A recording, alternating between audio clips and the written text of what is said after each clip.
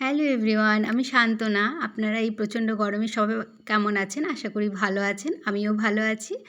তো আজকে আমি পাকা আমের আইসক্রিম বানিয়েছি। পাকা আম দিয়ে তো আমরা এখন অনেকে অনেক কিছু বানাচ্ছি। তো আজকে আমি বানিয়েছি পাকা আমের আইসক্রিম, যেটা কিন্তু খেতে দারুণ হয়েছিল। কোনো রকম ফ্লেভার, কালার ছাড়াই আমি বানিয়েছি।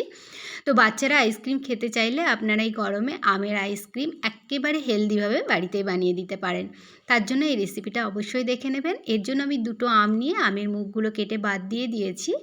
এবারে আমের থেকে এরকমভাবে পাল্পগুলো বের করে নিচ্ছি। তো আমি যে চামচটা ইউজ করেছি এটা মানে যে এজগুলো এগুলো একটু ধারালো আছে, তার জন্য সুন্দরভাবে আমি চামচটা দিয়ে কেটে আমি ছোটো ছোটো করে আমের পাল্পগুলো বের করে নিচ্ছি। তো আটিগুলো থেকেও আমি বের করে নেবো আমের পাল্পটা। তো দুটো আম থেকে সম্পূর্ণ আমের পাল্প এরকমভাবে নিয়ে আমি একটা মিক্সিং জারের মধ্যে নিয়ে নিচ্ছি।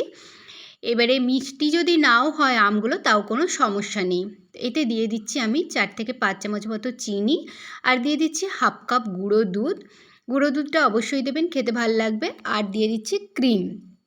তো এই ক্রিমটার মধ্যে একটু মিষ্টি আছে। তো এগুলো সব কিছুকে আমি এবারে মিক্সিতে ঘুরিয়ে একটা ফাইন পেস্ট বানিয়ে নিচ্ছি। তো এরকমভাবে ফাইন পেস্ট হয়ে গেছে। এবারে আমি এর মধ্যে দিয়ে দেবো হাফ কাপ লিকুইড দুধ, যেটা আগে থেকে ফুটিয়ে ঘন করা ছিল।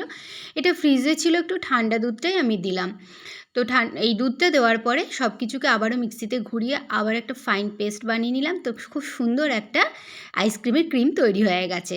এবারে আমি দেখেই বুঝতে পারছেন কতটা ক্রিমি হয়েছে। দেখুন, কোনো কালার ফ্লেভার ছাড়াই কিন্তু তৈরি হয়ে যাবে এই আইসক্রিমটা দারুণভাবে।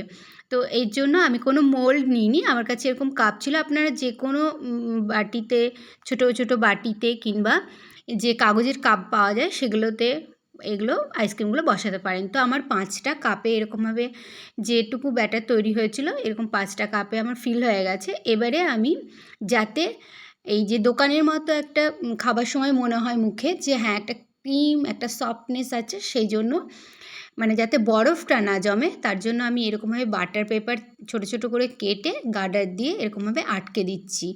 এতে বরফ জমবে না আইসক্রিমের মধ্যে। খুব সুন্দর একটা ক্রিমি সফট আইসক্রিম তৈরি হবে। তো 8 ঘন্টা মতো আমি ডিপ ফ্রিজে এগুলো রেখে দিয়েছিলাম। ঠিক 8 ঘন্টা পরে বের করে আপনাদের দেখাচ্ছি। দেখুন, আইসক্রিমটা দেখে মনে হবে যে বাড়িতে তৈরি করেছি, একদম কেনা আইসক্রিমের মতো তৈরি হয়েছিল। তো আইসক্রিমটা খেতেও কিন্তু দারুণ হয়েছিল। আপনারা অবশ্যই এই আইসক্রিমটা ট্রাই করতে পারেন। ছোট বড় সকলেরই ভীষণ ভালো লাগবে। তো এই আইসক্রিমটা দেখতে যতটা সুন্দর, খেতেও কিন্তু বারবার বলছি দারুণ হয়েছিল। আর আপনাদের যদি আইসক্রিমের এই রেসিপিটা ভালো লেগে থাকে, তাহলে আমার চ্যানেলটিকে সাবস্ক্রাইব করে আমার পাশে থাকবেন। আর ভিডিওটা ভালো থাকলে অবশ্যই লাইক আর কমেন্ট করে জানাবেন। তো দেখুন, আমার আইসক্রিমটা সত্যিই দারুণ হয়েছিল খেতে। তো আজ এই পর্যন্তই। দেখা হচ্ছে পরের ভিডিওতে এরকমই সহজ সরল কিন্তু মজাদার কোনো রেসিপি নিয়ে। Till then take care. Thank you.